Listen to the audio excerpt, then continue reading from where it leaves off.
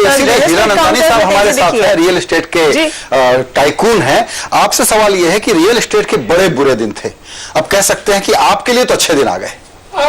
आज के जो अनाउंसमेंट, डायरेक्शन तो जरूर सही है। काफी उन्होंने डायरेक्शन दिखाए कि ये सही दिशा पर जाएगी, लेकिन कुछ रह भी गए हैं, कुछ पॉइंट्स ऐसे रहे हैं कि जो अफोर्डेबल हाउसिंग 25 मिलियन घर बनाने हैं उसका रास्ता नहीं है।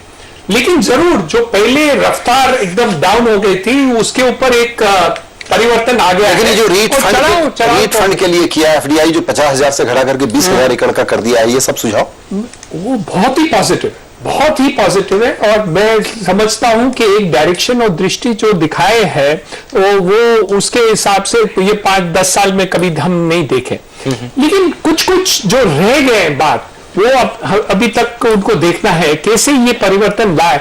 जैसे for example service tax, under construction आप बिल्डिंग खरीदेंगे, जो लोगों को इंस्टॉलमेंट में लेना है तो सर्विस टैक्स लगता है। आप ऑक्यूपेशन सर्टिफिकेट आ जाए तो उसके ऊपर टैक्स नहीं लगता, बाकी के सब टैक्सेस स्टैंप ड्यूटी वगैरह लगते हैं, ये नहीं लगते। तो ऐसे कुछ खामी रह गए हैं जो I think fill in the blanks हमें करने की। लेकिन क्या वो बजट में अनाउंस करना इंपॉर्टेंट था? नहीं, फॉर एग्जांपल एसईजेड, उन्होंने कहा कि एसईजेड में हम परिवर्तन लाएंगे और वापस एसईजेड को इंपॉर्टेंस देंगे, लेकिन एसईजेड के ऊपर टैक्सेशन की बात कही नहीं।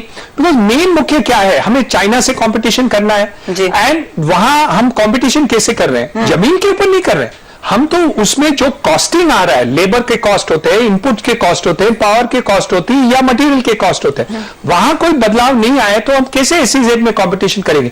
लेकिन हमने मैट निकाला नहीं, डिविडेंड डिस्ट्रीब्यूशन टैक्स आपने बढ़ा दी, तो मेरे अंदाज से 45 डेज उनको कम पड़ गए। तो उनकी दृष्टिकोण सही रही। उन्होंने कहा कि हमें ये करना है, अफोर्डेबल हाउसिंग करना है, ये करें। उन्होंने फर्स्ट 10 स्टेप्स लिए हैं, लेकिन 20 स्टेप्स और बाकी है। तो मेरे अंदाज से मैं मानता हूं जो आप कहे कि उनकी जो डायरेक्शन उन्होंने दी है वो परफेक्ट रहा है। तो कितने नंबर देना चाहेंगे आप इस बजट को?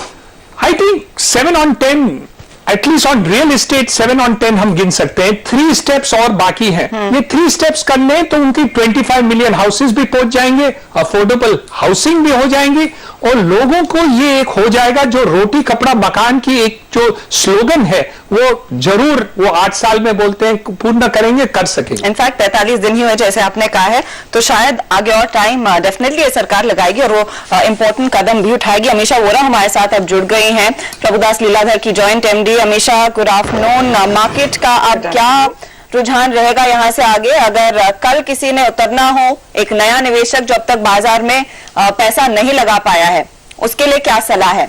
खरीदने की बारी आ गई है या नहीं?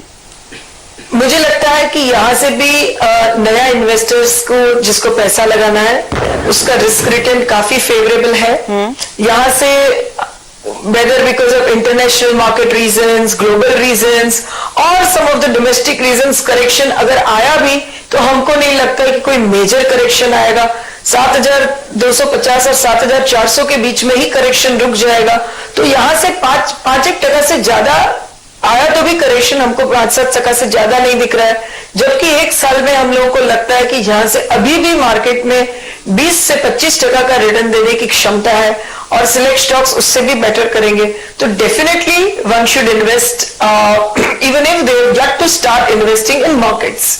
जिन भी इंडस्ट्री के लोगों से हमारी आज बात हुई है बजट के बाद, वो ये कह रहे हैं कि डायरेक्शन कम से कम अच्छी है, पैसा लगाने की अब वो शुरुआत करेंगे, एक्सपेंशन पर फोकस करेंगे। ये बताइए सबसे पहले कौन से सेक्टर्स अच्छा प्रदर्शन अब दिखाना शुरू होंगे बजट में, वहां पर खरीदारी करनी शुरू करनी चाहिए?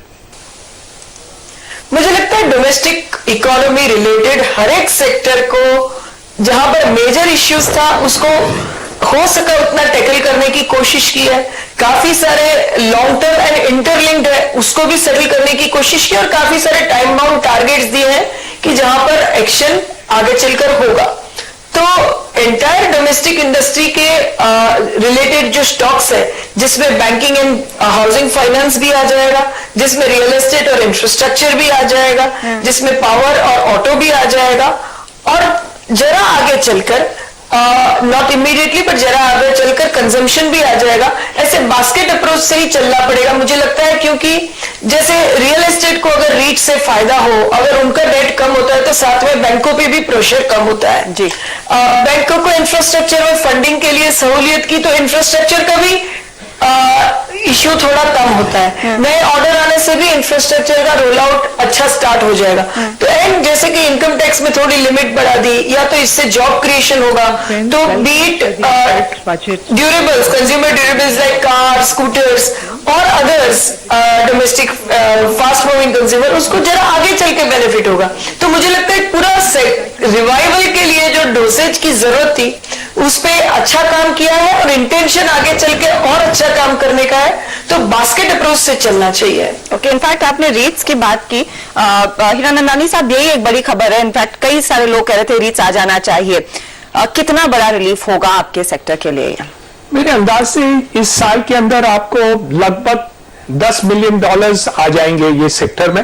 तो जरूर जो डेट्स, कंपनीज के पास डेट्स है लेकिन वो इंटरेस्ट रेंटल एसेट्स हैं, तो वो इमीडिएटली उनको लिक्विडिटी आ जाएगी। और जैसे अभी उन्होंने कहा कि बैंकों को भी काफी रिलीफ आ जाएगी, काफी लेंडिंग इस एसेट के ऊपर दिए हुए हैं और वो लिक्विडिटी आई नहीं थी। तो अभी ये लिक्विडिटी के आने से बहुत ही फर्क पड़ जाएगा, बैंकों को रिलीफ हो जाएगा और उनको ये लगेगा कि रियल एस्टेट पे हम लेंडिंग कर सकते हैं। एक बहुत बड़ा ऑफ कोर्स इम्पैक्ट रहेगा इस क्षेत्र पर। इस बीच यहाँ पर वित्त मंत्री के बजट भाषण के बाद अब सेक्रेटरीज की ब्रीफिंग हो रही है, सुन लेते हैं।